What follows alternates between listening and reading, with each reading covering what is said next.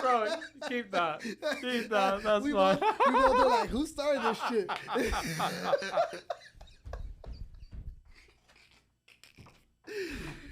Take two. This is how the video starts. Take two.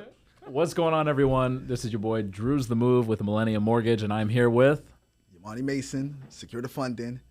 That's right. And today we will be speaking about the state of the market. We'll be talking about how to build your business as a loan officer. Yeah. And we might get into a couple of spiritual things. You know, we're spiritual people. Absolutely. Towards the end. Good energy, good vibes, right? That's the most important thing. Yeah, absolutely. In life. But you know, overall what we want to talk to you about is you know, why we do what we do. Absolutely. Who we are and how you could leverage what we do to position yourself for success. Absolutely. And more importantly, how you can not only grow your business, but how you can grow your life.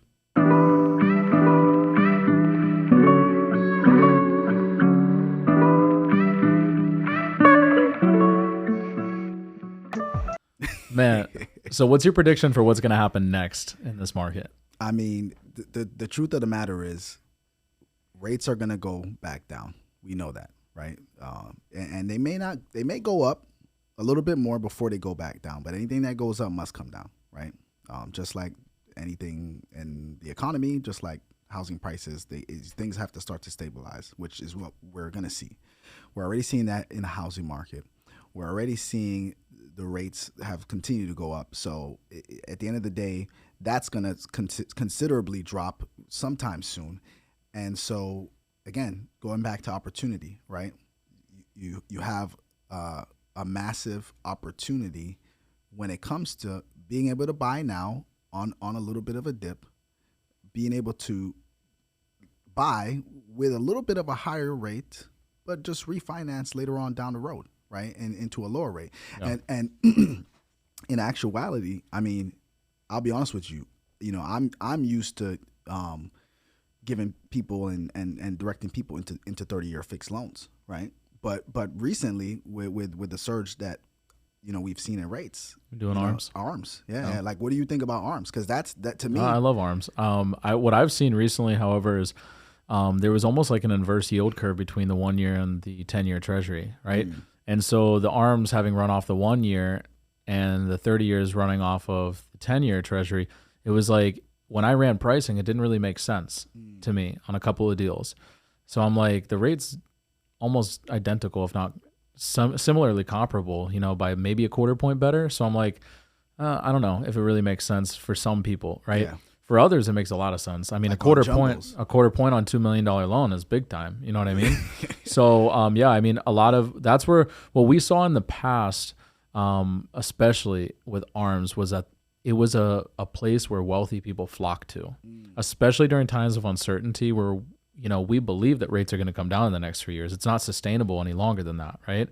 So if you believe, which I do, that rates are going to be down in the next 3 years, what better option to get into than a 3-1 ARM? You get fixed at this, you know, the lowest rate possible, the lowest possible rate at the time in the market for 3 years, and then in the fourth year when it adjusts, then you drop it, and if it doesn't, and God forbid the rates do go up again, right, or higher than they are now, you're typically capped. Yeah, you're capped. You have interest rate caps. So a lot of people have this false identity behind ARMs where they think that in the fourth year, after it adjusts, it's going to blow up, and then they're going to come take my house. And I'm like, nobody's going to come take your house. There's interest rate caps. You know, if it's at a 6% now, it's only going to go up to a 7, depending on what the cap is. The next year, it's going to go to an 8. The next year, it might go. It's going to drop. You feel me? You know? So it's like they're not going to just come take your house because the whole note's due. This isn't a hard money bridge loan. Yeah. You know what I mean? So I think a lot of people, they have a false identity behind what an ARM is, and that's because like back in the day, people were doing some shady lending. There we go. And so people's parents, they hear ARMs and they lose their minds, and they're like, "Well, my dad said that they almost took his house because he was in an ARM. He had no idea he was in it." And I'm like, that doesn't happen anymore. No. You know? No. You know how heavily tight this industry is regulated. Oh, big time. I mean, yeah, it's not. And you know, not to cut you off, but you know, people have that like it's like post-traumatic stress disorder or post-recession stress disorder. I don't know what you want to call it, from like 2008. So like people think like that's where we're going again because oh my God, this is like what happened again. And I tell people all the time, like, dude, 2008 was a once in a lifetime thing. Like, literally, like if you think about it, like the Great Depression happened when? In the 1920s. Yeah. Right?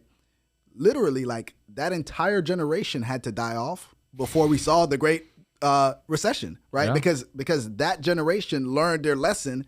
And what did we see after that? We saw boom times all the way till 2000 until things started to get loosey-goosey, right? But that's true. What happened after 2008? We learned again, you know. So and things have been booming. So are we going to make the same mistakes? No way. There's too much regulation, right?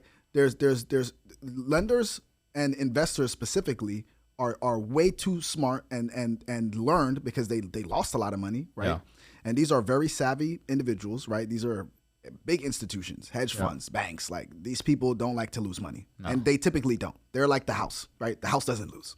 Exactly. So, you know, I think that's where there's a disconnect, right? Is that people are assuming that it's gonna, like 2008 is gonna happen again, and it's not. Like and like think about it, like what's the difference? Like there's a lot of differences, you know, like you weren't in the business in 2008.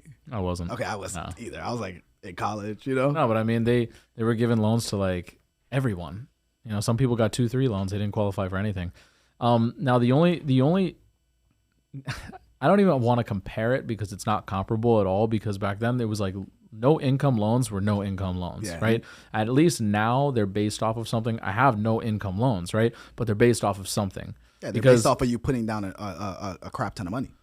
Either that or it's based off of 1007 rental addendum, because we have all of these DSCR loans. I mean, I would say 60% of my business is DSCRs, which is, you know, for everyone watching, a DSCR loan is a no income loan for investors, where we base the income to qualify for the mortgage off of the rental or the cash flows of the property itself, right? So in order to figure out investor cash flow loan, an investor cash flow loan, right? Exactly. So in order to determine like what is that number, we send out the appraisal, the appraiser, to not only assess the value, but then they assess what the market rent is based off of long-term lease. We use that number to qualify, right? So all of our 4 pillars, you know, credit, income, assets, collateral, are all met. So it's still not a no income loan, even though we're not using the income of the client. We're still using the income of the property.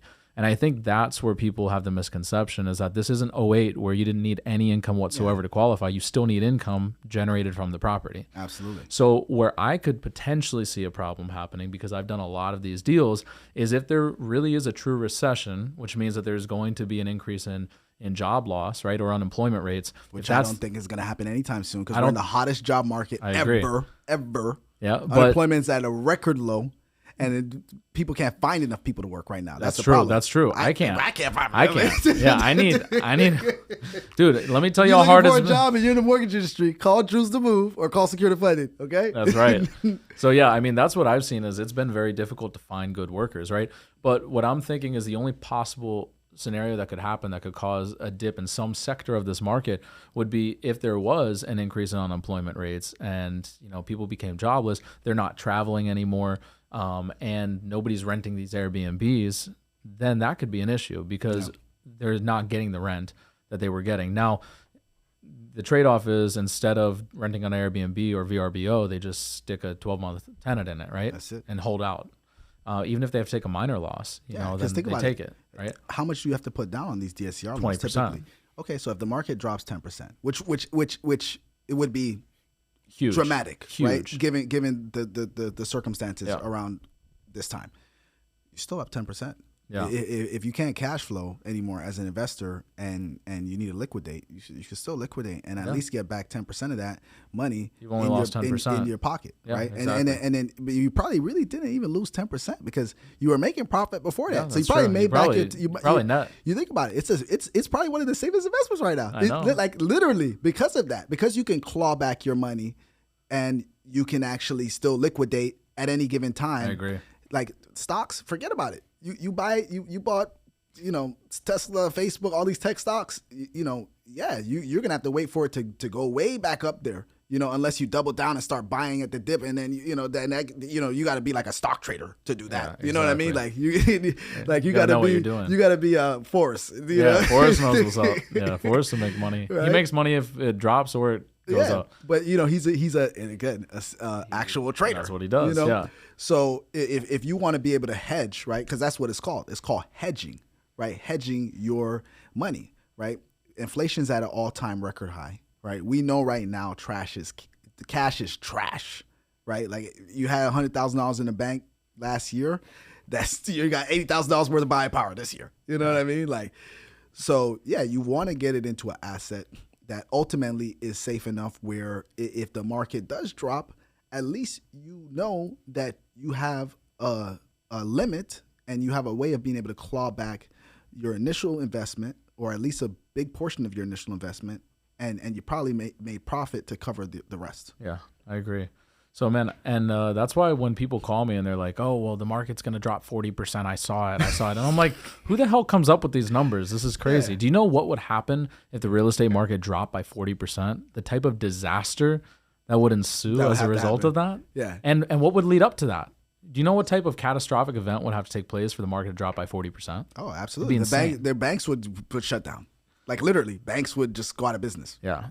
Yeah. Well, let's touch base on how much non-QM business do you do? Do you Yeah, more and more now. And like literally, it used to be like, bro, nothing. Like, really? Non-existent. Like, okay, so maybe like 5-10%. Dang. Because most of my clients are like first-time home buyers. You know what I mean? Because of all of the educational stuff that I do. Yeah. But now, bro, it's almost like 40-60. Oh yeah. Like, okay. Non-QM. So like, I got into the business because of non-QM. Non-QM was like my bread and butter. So I've always been like 90-10. 90% non-QM, 10% everything else. Recently it's shifted. I do more like 80% non-QM. But speaking of banks going out of business, like we just saw one of the largest non-QM banks in the space go out of business, which is Sprout. Sprout Mortgage just went out of business. I was surprised when I saw that. First Guarantee just went out of business. They're not as big. Sprout's huge. Sprout's been in business for years, right? But what I've noticed is guidelines in the secondary market have tightened considerably on non-QM. What we've seen as a result of that is all of this debt that they were holding has hit the secondary market. I don't know what the ramifications of that are going to be yet, but what I have seen is a lot of programs that were allowing for higher LTVs before are no longer allowing it. So like bank statement programs used to be 90 LTV. Yeah, they're clamping down. They won't do it any more than 80 now, right? So people who were in the market that were buying at 10% down bank statement or 1099, they have to put down 20 now. So I have seen a tighten of the guidelines because of that. But I'm wondering, speaking of bank shutdowns, if we're going to see this as being a reoccurring theme. Because what's happened is, especially in the non-QM space, a lot of these lenders, they went and, they sent debt out at 6%, 7% a month or two ago. And now those same loans are going for 8.5%, right? So they can't sell them on secondary. So either have to take the loss, which is what Sprout was doing, or they have to have some incredibly high rate at the beginning, which means they're losing business on the front end, or they have to keep it on their books and service it, which most of the banks are not set up to do. Yeah. That's why most people, they have a bank they close with and a month later it's sold to someone else. Yeah. And so that's what we're seeing in the market. Like, dude, literally yesterday I priced a loan, a cash out refi for somebody, and 30 minutes later the market worsened, bro. It went up by 0.5 point. Yeah, no, bro, people don't see that. In like 30 minutes. People don't see that. I was like, what do you know how much 0.5 point is? It's huge. On a cost of a loan. Like, think about it. You buying a $500,000 house. Yeah. Bro, 0.5 point is $2,500. Like, in 30 minutes, you're paying more. You just lost $2,500. For that same rate. So okay, going back to what you said, right? If credit tightens, right? Which a lot of people are saying, oh my God, if credit tightens, then that's going to be the first signal for the market, because that's what happened in 2007, right? But credit has tightened since 2007. If you look at the chart, like I was looking at it the other day, like credit has tightened significantly since 2007 anyways. I mean, you see it, but like ask somebody who just recently bought a house how much shit they had to send us. Yeah. Like for us, it's normal. Like, oh, if you have a deposit over 10 grand, I need to have an explanation and a letter and like source it, right? If you got this, I got to get this. If you have that, I got to get that. And for us, it's like, it's common. It's like second nature to us. Mm-hmm. But especially a first time home buyer, when they start getting conditioned left and right, they're like, what? Numbers. Why do I have to do that? What do you mean? Why do you need to see that? Why can't I send you a screenshot, right? God, yeah. So it's like they have to send us so much documentation. It's actually overwhelming. In 2006, 2007, that wasn't the case. No, it's no You had to write docs, it. no income, no That's assets. it, The way right? they call it, Ninas. So the credit has tightened substantially Absolutely. since 2008. Yeah. What were you seeing in 2008? No docs, no assets, no nothing. 100% loans. I mean, like these people shouldn't have been buying houses. Like you ever watch The Big Short, where like he goes into like the strip club and it's like a stripper. Like she's like, oh yeah, I just bought 5 houses, and he's like, oh yeah. this is gonna crash. Like that was confirmation for him. He was like, "Yep, let's go back and buy all these short positions." You know what I mean? Yeah. And so like you're not seeing that happen again. Yeah. Like not unless she's working very hard and she got 20-25% to put down. You know what I mean? Like, but she got to be working for that. You know Exactly. You got to be a lot of pole dancing for that. So hey, we love our strippers too. Hey, we support everybody. We not no discrimination here, no judgment, right?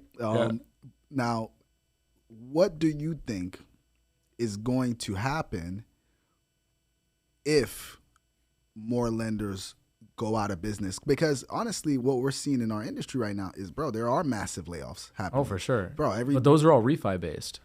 See, look, let me tell you something. There we go. When I got in the business, I worked at a chop shop call center. This place was chop shop. You want to talk boiler room? That's where I worked. I think I know where you worked. And so we were on the phones all day calling, and we were reaching out to people who had recently purchased a home with the intent of refinancing them. We were refinancing them by way of cash out, rate and term refinance, EARL, whatever it was. Our intentions were to refinance people so that they could save on their monthly mortgage payment or get cash out, right? So what we're seeing now is if you had a 4% rate or a 3% or even a 2%, because we were in the 2s last year. I just saw a story that I had from Instagram from last year. It popped up. It was like 12 months ago on this date you posted this. And it was one of those UWM banners you get in your email where it's like, congratulations, you just CTC'd a file. In 10 days. Yeah, in 10 days with rates in the 2s. And I'm like, yo, what the hell happened? These people are in the 6s. From the 2s to the 6s in a year. Yeah, I had somebody in December.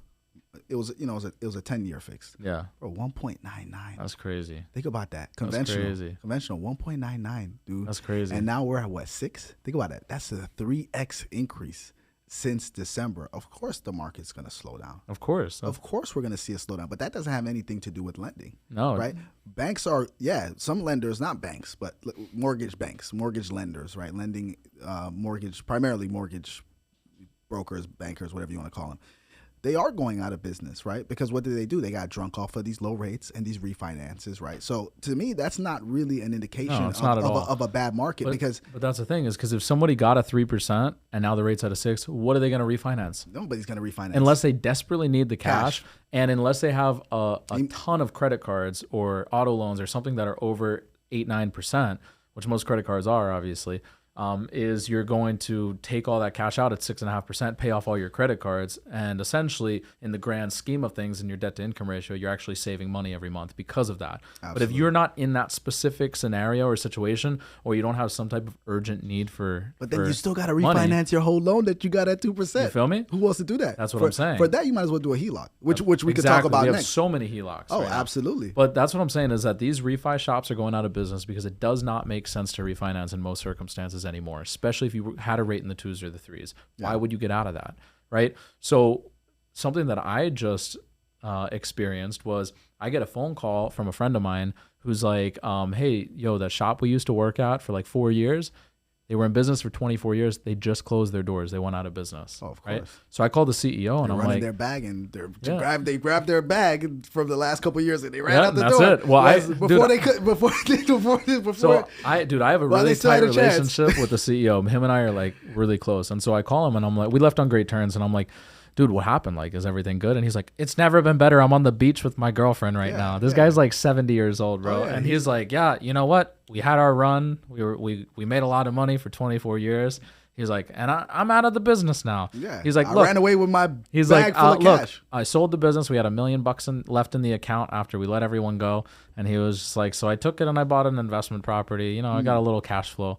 Yeah. And then he's like, but we made so much money. He's like, I'm a multimillionaire. I don't need the stress of this. I fired everyone. Liquid. And you see, that's my honestly, no, but that's the mentality. Yeah. And to be real with you, that's the thing I hate about this industry, bro. is that they treat people as a commodity. I know. You know, and it's like people are commodities, bro. Well, that's why I left there.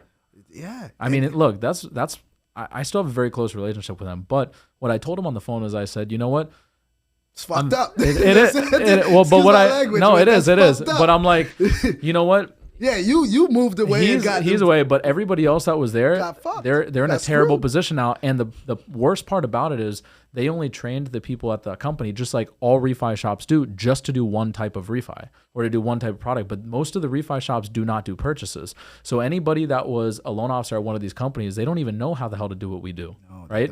So they don't know how to fish either on their own. They don't know how to go get business because they were spoon-fed leads. Yeah. Right? Because at the call center I was at, who gave us the leads to call? He did. Yeah. Where did that come from? Where did the inbound leads come? It came from mail he was sending out. So if my guy went out of business, he's no longer sending mail. There's no more leads. And you don't got that money to dried send up, out right? mail outs. And there's not, even if you do, ain't nobody going to be calling you because you can't sell them at 8% rate. Yeah. So what I told the guy was, I was like, dude, I just wanted to tell you how much I appreciate the opportunity that you gave me, because I wouldn't have gotten in the game if I hadn't have met you. I wouldn't have paid off all the debt I was in if I hadn't have met you. You gave me a great opportunity. Yeah. I learned from that and I left and I went into the purchase game. And I was like, for the first 3 years, I didn't make shit. And then all of a sudden I blew up.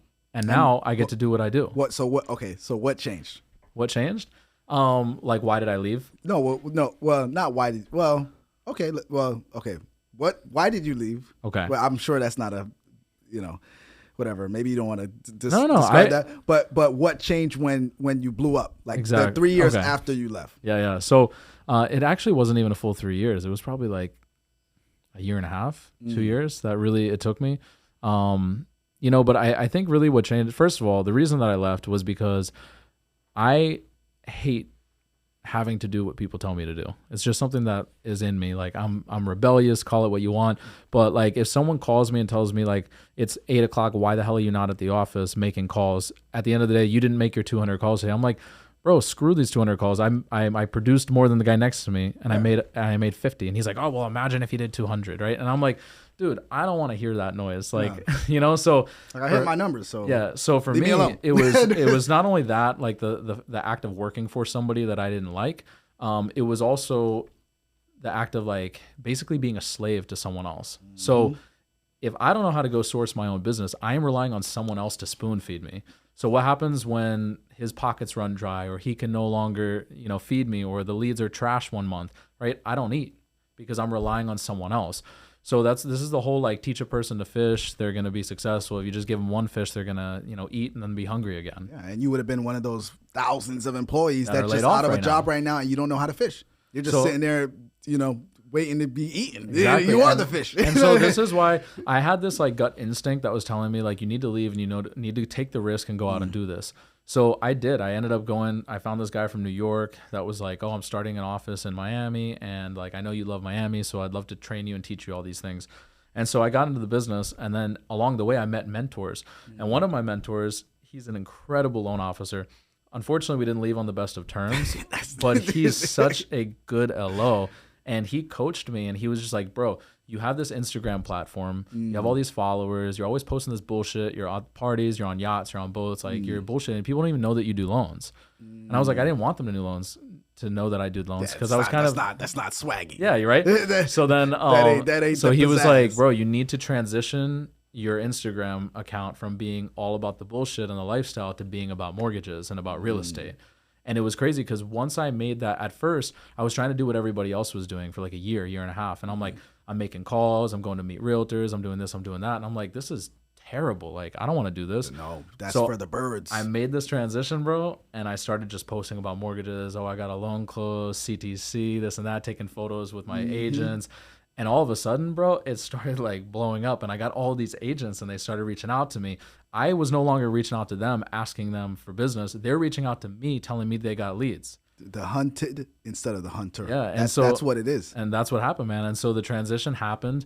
And I still don't post a lot. I mean, I post on my stories every day, but I don't posts. Like, I'm very behind. I have a lot of backlogs of content that I should put out there. But it's like, I know now because of my business model, the more I post, the more business I get. Oh, absolutely. If I feel like I'm a little overwhelmed, I just take a break and I disappear like a ghost for a week or two, and then it slows down, and then I come back. And it's like, if you're out of sight, out of mind, the business stops. It's like turning the faucet off. Oh, yeah. And then when you pop back up, the business starts again. And it's crazy.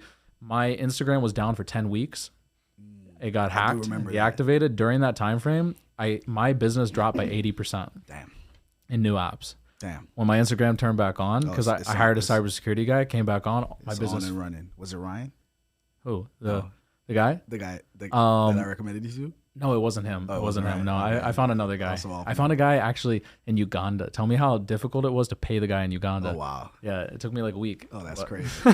But he got my account Shout back. out to Uganda. Yeah, shout out to Uganda, right? But yeah, but man, that's really where the transition happened was, I think what people try too hard is they try to do things that they're not in alignment with them, number one, right? And then they try to do what other people are doing instead of taking something that they're already good at, something that they already do, and leveraging it and being themselves. Oh my God. Thank you, bro. You're preaching to the choir right now. Oh my God. So okay. So you and I, we have a pretty good Instagram presence, right? Not a lot of loan officers do, right? They're not like you and I, right? They don't know how to post per se, right? Either they post too much business or they don't at all, right? There's no in between, right? Exactly. It's either like everything is like loan flyers and a closing. Nobody wants to see that shit, bro. or it's just like you said, they're out on a yacht and and they're like, what does this person do? You know what I mean? Yeah. And I think me and you have found like a healthy balance, right? Where we've become the hunted versus the hunter. Exactly. Not to say that we still don't reach out to people on Instagram, that we still don't, respond to certain things and do things to grow our follower base and to grow our Instagrams, right? It's a lot of hard work that goes into it behind the scenes that people don't realize, right? Like, for instance, filming this, just coming here, like this is a whole production, you know what I mean? Like, but people don't see that. It took me an hour to get here. Yeah, right? So like, okay, so what do you think is like, because I know what I did, right? Yeah. Like to be able to grow my account and my profile. Yeah. But what is the one thing that you did that you think most helped you grow your profile? Yeah, that's a really good question. So the thing that really took my profile like to another level and my following base, my engagement was going to events. Events is what took me. So really, I think the bulk of it happened because I used to be heavily involved in a networking event called Epic Talks here in Miami. I haven't been in a long time, but Melissa Wagi, she runs this event called Epic Talks, right? And that's where I met most of the people that I know in Miami from there. Secondly, from my church, VU Church, right? Huge church in Miami that is just filled with a ton of millennials, a lot of agents. And so basically what I do is it's not about me and my gram when I'm like posting stuff. I tag almost everyone that I'm with all the time. So if I'm at a networking event and I do a video, I'll record somebody just like you just did when we got in here. Like, yo, I'm with my boy Drew. We're in the same space. They're going to repost it. A lot of people could consider us competition, right? But bro, there's enough blood. Well, there is blood in the streets right now. There's enough gold in the streets. There's enough gold in the streets, absolutely. Right? And so it's because there's a realtor that's following me maybe that maybe doesn't like me, but they're gonna see Drew's the move, right? And they're gonna be like, oh man, I like this guy. So and then there might be somebody that's following you that's like, oh, I don't like Drew's the move, but I like this guy. He looks swaggy. You know what I mean? Right? So there's people that follow you that don't connect with you, but they might connect with me, and vice versa. Oh, absolutely. Right? And so what was big for me is when I started going to these events where I'm at a church event or something, I always tag everybody that I'm in the video with because they repost me. So now, instead of just reaching my 13,000 people that follow me, I've now reached their 6,000 and their 15,000 and their 2,000 and their 500,000. By the and time now all of a sudden, by the end of the night, I've had exposure now to the parties of over 30,000 people or more. That's right? That's smart, bro. And so, and you know what? Like, I didn't even think about that per se. So it's crazy that you mentioned that because like now that I'm thinking about it, I'm like, dude, every time I've posted something and I've tagged somebody, I'm like, you got a follower my not that I really follow like how many people are watching my stories. Every once in a while I just swipe up. Okay, all right, I still got it. But like the couple times that I have like tagged people, right? Because I just sometimes you're just like It has been significantly higher. You're like, oh wow, like Yeah, no, that's true. And so that's how my page really grew, was just from collaborating. Stories. And so now you've got this whole like collaborator ability where when you do a post, you can collab with somebody else. And it's like that exact example that I just gave you, but basically on steroids, Yeah.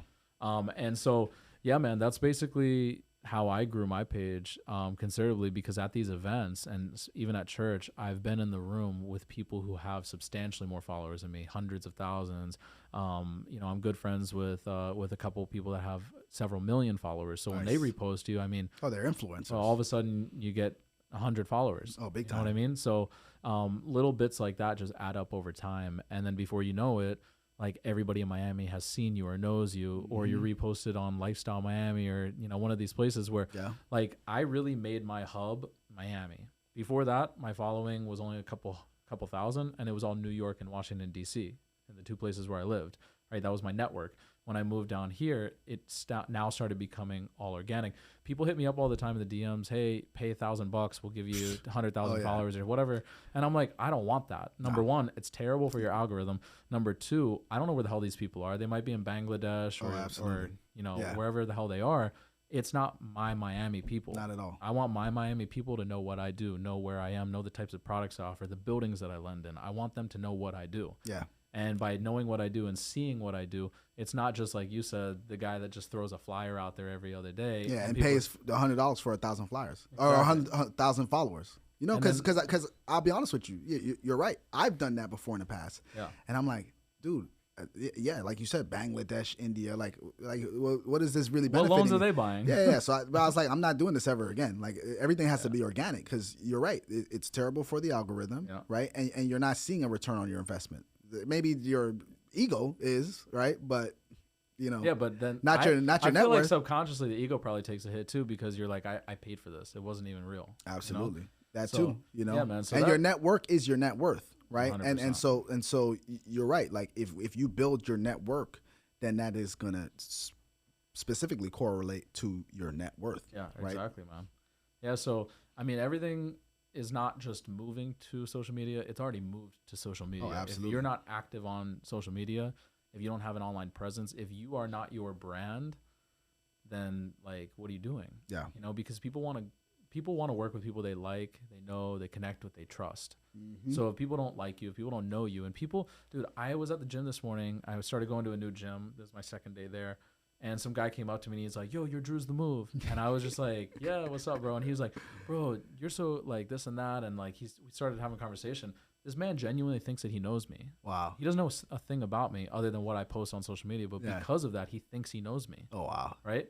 Yeah. And that's what happens is when you're active all the time, like people start seeing you. They see that you're at church, or they see that you're at the mosque, or they see that you're doing this, doing that. You're on boats, and they start connecting with you. They're like, oh, he likes cigars. I love cigars. Yep. He's drinking. I like drinking. He's not drinking. Well, I'm not drinking either, whatever. Yeah. And so people start connecting with you and they trust you. I've had people reach out to me and they're like, oh, I want to work with you because I've been following you for like a couple weeks and I see this type of stuff you post and I just feel like I really connect with you.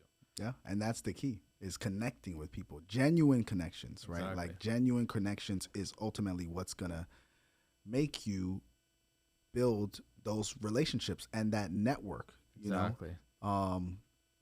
So let's talk about that. The network, right? Because there's a lot of loan officers out there that are coming from refi shops like you, right? Yeah. And they just don't know where to start, right? They're trying to build those authentic relationships, right? And maybe they don't have like a lot of influencers and people that they know, right? Because you have to put yourself out there, right? Well, or maybe they're sorry. Go ahead. No. And I was gonna say we're blessed to be in Miami. That too, because we have all the influencers. Oh, here. Absolutely. But sometimes you might be like me. You got kids at home. I don't got time to go out there and network with. No, I don't. I'm serious with you. Bro. If you watch my stories, like half the time it's boring. Yeah, it's boring. But then again, I connect with people who have kids. Millennials, young families. That kind of thing, right? So I don't post as much on the stories as I should. now I am like, I got the gems, like, just so you guys know, take notes here. Cause like, even me, I'm like downloading this information right now because it's gems, like truly, like you never stop learning in this industry. Oh, 100%. But like, if they don't have the influencers, like, okay, so that was the way that you grew your business. Correct. Now I'll tell you the way I grew my business, right? Because, I didn't really have influencers or any like people that I knew. Like I told you, I wasn't using that strategy. But what I did use was consistency, right? Consistency of putting out content, of providing value to people. It's huge. Not just from a level of like, oh, the mortgage business, but just even on a personal level, being able to like provide people like inspirational stuff and motivational stuff, right?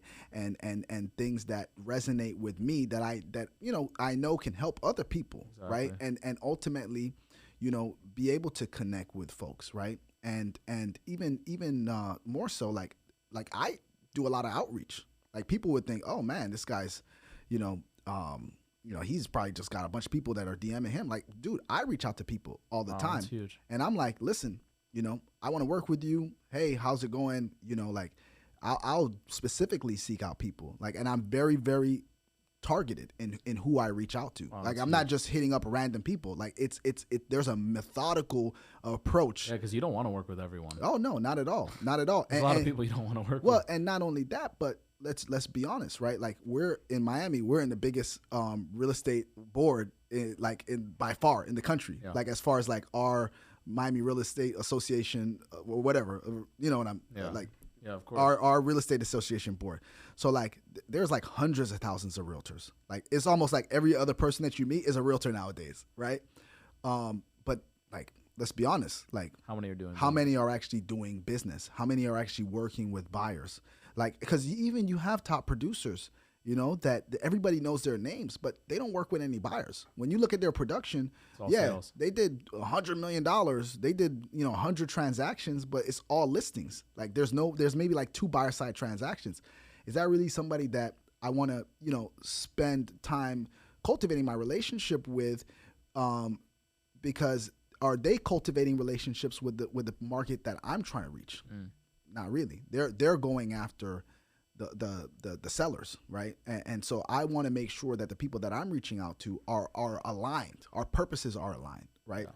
So, at the end of the day, that's something that's been big for me, building my network that way, by actually doing the outreach and reaching out to folks and connecting with them through mutual interest, following them, commenting on their stuff, liking on their stuff, replying to their stories, like building a relationship organically that way. Because at the end of the day, like people like people that like their stuff, and if I can genuinely connect with you and I genuinely like your stuff and I genuinely care for what you're putting out and I think that it's great content, then, it's much easier to build that relationship. Over time. And it's not going to happen overnight. Like people think, oh, there's this get rich quick or, this like, we get these emails all the time. Yeah. Are you ready for 20 to 50 referral partners? We can set up meetings for you. I don't know. Like you get those emails probably. I get that, yeah. Sorry, what were you going to say? No, I was going to say, man, that's huge. That's something that I don't do enough. Yeah. I very rarely reach out to people. I very rarely like comment on people's stuff or reply to their stories because quite frankly, like I feel like I don't have the time. Well, you know what I mean? And so I'm like, well, there's a secret sauce to what I do too. Yeah, I need that. I'll tell you the secret sauce. I'm not putting it out on. I'm not putting it out on the podcast. No, you can't put the sauce. If you want the secret sauce, you gotta call me. I give you the secret sauce. Yeah. So that's what I need is because I'm like, I would love to reach out to people. I would love to like their stories and comment on things and like talk it up, but that's not always possible. And it's interesting because what I've found is the most successful people are not consumers. They're producers. And I don't consider myself a consumer of social media. I very rarely go on there and watch people's stuff. Very, very rarely. And I know that that's a huge component of it. And at the beginning I did. At the beginning I used to scroll all the time and I used to be liking people's stuff and commenting. And that's how I built a lot of engagement, right? And there's still people that comment and like my stuff that I had been commenting and liking on 4 or 5 years ago, right? And so they're still consistent with it. But that's because most of these people, like not knocking the general workforce, but most of these people are 9 to 5. And when they get home, they have all this free time, Netflix, Oh yeah. whatever, They're not. they're on social media, they're Yeah, consuming. But like, bro, I'm sure yours is the same way.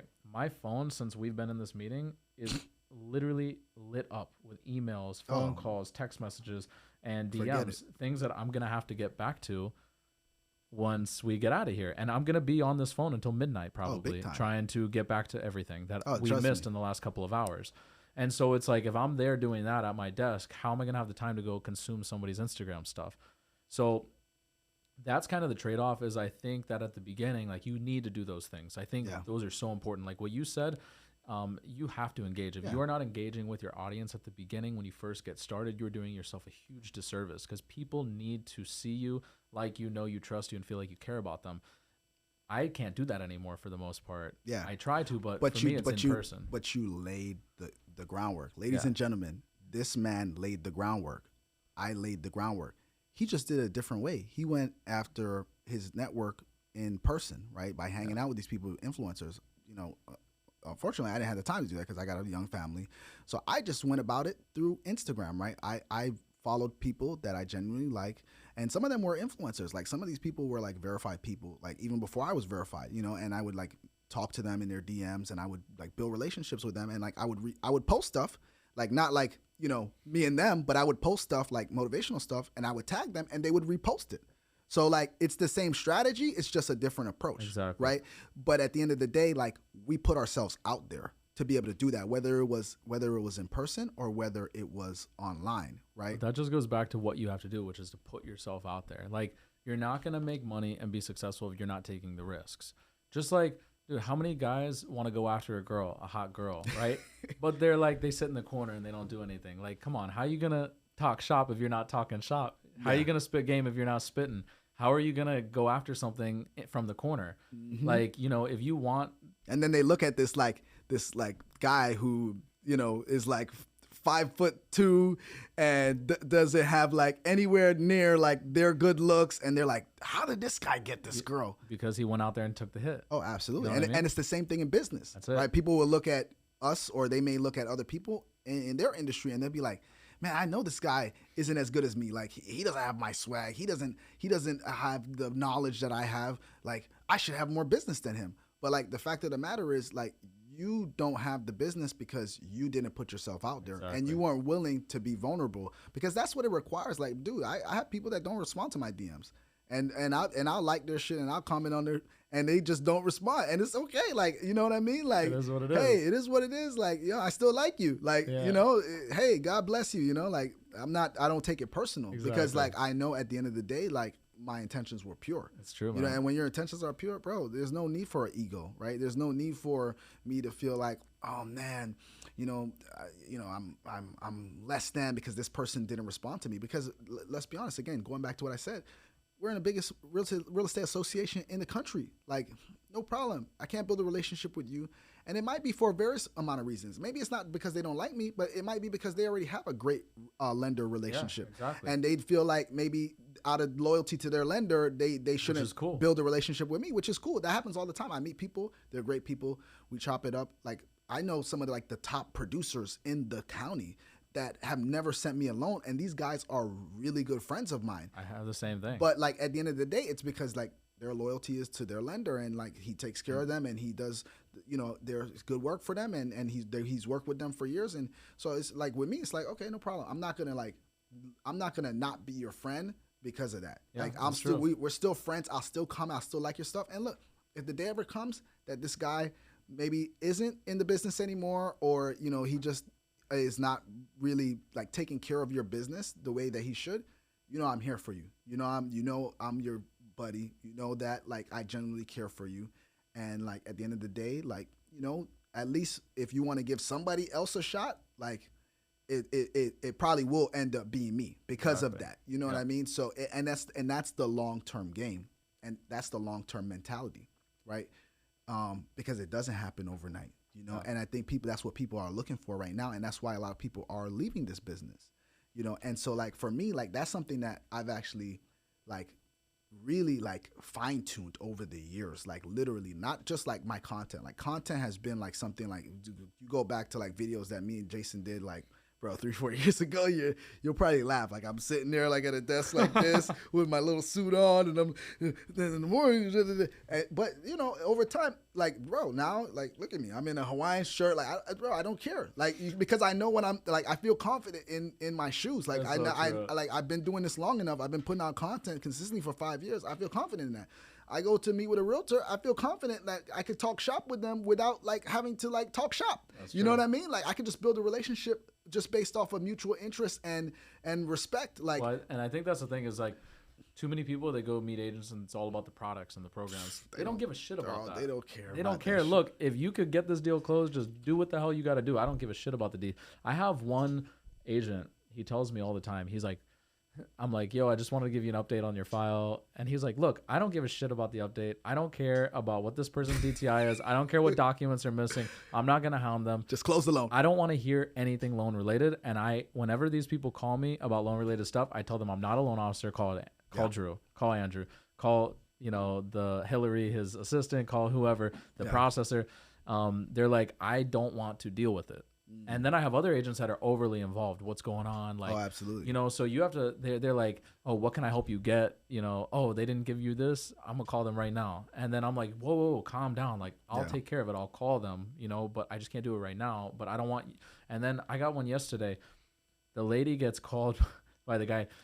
Drew said that he's been trying to reach you all day. He's been calling you since this morning and he hasn't gotten the documents yet. And then she hits me up and she's like, why would you say that you've been calling me all day? And I said, look, I told this man I called you one time at 11:30. And I said, I never said that. Yeah. And so she went back and it caused and I'm like, look, I don't want the drama.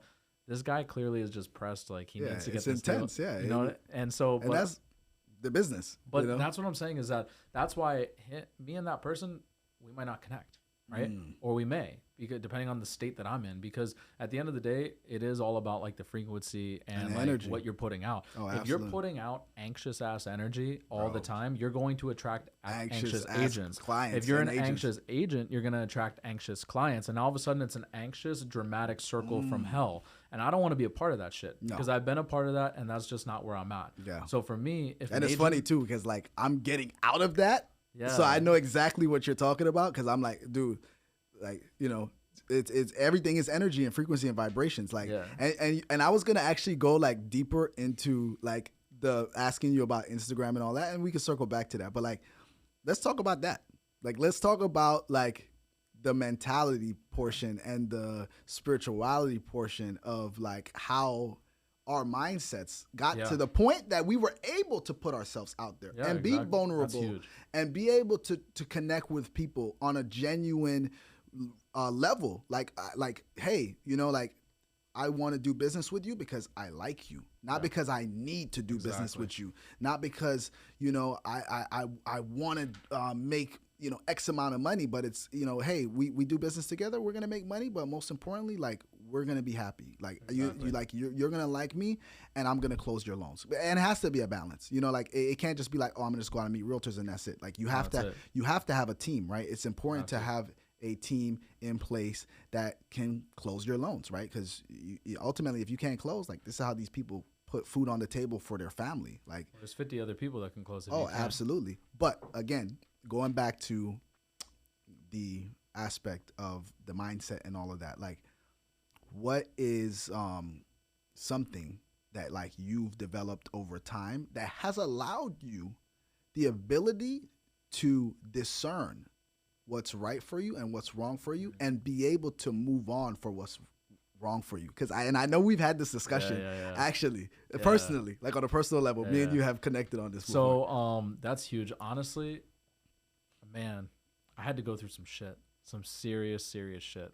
I had to go through a toxic boss. I had to go through toxic clients. I had to go through toxic realtors. I had to go through a toxic relationship with my ex. I had to go through all of these toxic situations for me to finally understand that this is what I do not want in my life, right? Because what happens is a lot of people, they know what they want, which is number one. That's huge. You need to know what you want. And you need to have a why behind it. This is what I want because of this, right? Because if you don't have a why, you're not going to be able to push through the hard times. So having a why is so important. Like, why do you do what you do, right? But also having a desire, like I want this. I want to achieve this. This is what I'm pushing forward towards. But what's equally as important and what most people don't know is what they don't want. And in order to know what you don't want so that you can steer away from it, to make room for what you do want, you need to sometimes go through some shit, right? So I went through a lot of shit. I went through some terrible deals with some terrible people. I had nightmare situations. I got burned.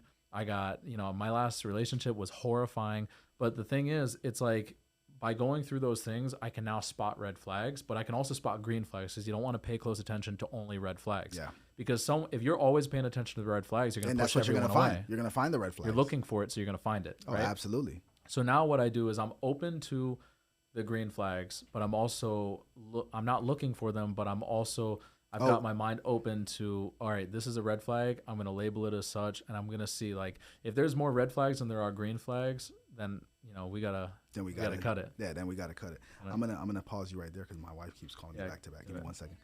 Dinah, I'm recording right now. No, I'm not at Citibank. I'm recording with Jason. Can I call you back, or is it like life or death? Okay, do you want to pick her up? Okay, but Dinah, I have 15 minutes left to record this. I got to call you back. Okay. All right. I'm like thinking it's life or death, bro. No, you're good. You're good. Like, and I keep looking at her. I'm like, I hate that. I'll call you later. The thing is, I can hear the buzzing through the mic. Bro, that's okay. I can hear it, and I'm like, and I keep going like this. Yo, mine kept going off too. Because I have to have it at least on but buzz. Not like that. Because like, bro, when you got kids, like you gotta have this shit on at least buzz. Like I can't, my shit can't go on silent. Like it never. You know what I mean? Anyways, whatever. These are. There's a blooper. There's a blooper. Yeah, it is what it is. Like, but this year's you know. is gonna be hilarious. Oh Lord. Oh man. So, but yeah, man. So yeah, man. I'm not just looking for red flags in my agents. I'm looking for green flags, obviously, but I'm also aware that, oh my God, this is something that has happened in the past and I don't want to be a part of it, right? Yeah. So like, for instance, there's a lot of agents that they think that they could talk to you however because they're bringing you the business, right? And I'm like, look, you can't talk to me that way. We don't need to work together. I don't need to do this. There's 100 other loan officers that would be happy to work with you. I have an incredibly full pipeline, right? I'm doing a service to your client and you because I know how to get this loan closed. You came to me because your client got rejected by Joe Schmo, right? I'm saving your deal. So don't talk to me that way or we don't have to work together. Yeah. There's like a certain relationship that we need to have from a professional standpoint. And I'm okay now. I'm quick to fire a realtor. Know your worth. Know your value. Or a client. If like we don't mesh, I'll be like, look, you know what? And I just had this conversation last week with someone. I said, you know what? I just don't think that we're a good fit. And here's the thing, like know your worth, know your value, set boundaries. You're absolutely right. Because a lot of times what happens, especially in this business, is we're like, because we're commission based. And I think probably in any like sales business or commission based business, you're like, oh man, I just want to close a sale. I'll go through like whatever drama, just, whatever, and you don't realize how much energy that sucks from you. Like literally, it sucks like your whole life force away for you to be able to like progress and get out of that energy field of like anxious and needy and that's survival and mode. Disrespectful people that constantly you're gonna keep running into these like we've talked about it. Like you're become your pattern. Yeah, like that's what you're manifesting and attracting into your life because you've allowed that into your life. And when you've allowed something into your life, guess what the universe is gonna do? Here goes more. Here goes more. And so that's why you see like half of the people in our industry are like great by the time they're like 35. Bro, I had hair when we started this. You know what I mean? And so like for instance, like if I'm like all right, I'm talking to loan officers out there now. Like I'm talking to you if you're a loan officer. Okay, we've all experienced like stressful realtors and clients. Like it's just part of business. You've been in business, you've dealt with it. What Drew's saying, right? Being able to literally fire clients and fire realtors, like that takes confidence, right? And that takes discernment of a different kind, realizing your worth and not just getting sucked into a game of, well, I have to do this because this person needs me to do this. No, you have to be willing to let go sometimes. Exactly. And that's the hardest part, letting go, right? Like letting go of relationships, letting go of jobs, letting go of certain things, because if it doesn't feel right for you, Like there's a reason why. reason it's not and, and it's not right. 9 times out of 10, it's not right. You know, and so like, you know, for me, like, you know, this is something I struggle with currently, like straight up, like, you know, because I've been in that energy field for so long, but I've done the work now on myself. That's what I love myself enough to like put up those barriers, right? Exactly. And have like some level of boundary. And if people can't respect that, then hey, you know what? I'm sorry. Like, you know, no, you know, no disrespect, but this isn't gonna work, right? Yeah. And so, you know, going from having to deal with this constantly to now being in a state where, you know, you don't deal with it, it's life-changing. It is.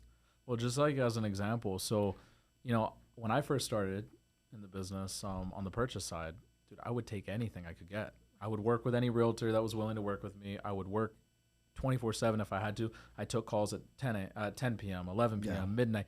One of the biggest clients I ever got in my career was from a call that I answered at 12:30 in the morning. I picked up the call. I spent 2 hours on the phone with them because they were in a disastrous situation. I had to take them through hard money to save their deal, and they had been rejected by everybody. We stayed on the phone until 2:30 in the morning, and the girl I was with at the time, she was pissed. Like, she was so upset.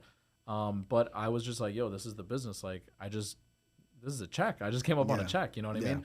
But, you know, there were sacrifices that I made out of desperation and survival. Absolutely. That put me in a position where now that was the expectancy. Oh, Drew's always going to answer his phone at midnight. Absolutely. Now, Drew's always going to work 8 hours around the clock. Drew's always going to do this for me and always do that for me. And he's always going to be available, and I can call him at any time I wanted. And then I had to start setting boundaries with my agents and with my clients where, hey, look, I don't work on Sundays. If you need to call me because of something, look, I'll take care of it on a Sunday. You know, if it's something small, but don't be harassing me thinking I'm going to like pick up the phone and call your clients and like do a whole thing. I'll take an app here or there, but I'm not working. Like Sunday's my day. You know unless like you feel like it. Yeah, if I feel like it, which sometimes I do, because I'm like, I already did my thing. I meal prepped, I went to church, like I hung out, I did my thing, and I feel like working because I'd rather get a head start for Monday. You know what I mean? Absolutely. So that's like, but that's on my time. But that's on you. That's exactly. my time. Sunday's my time. And you know why that's on you? Because you put in the groundwork. You laid the foundation. Nothing's wrong with getting. But it wasn't like that at the beginning. I had to work.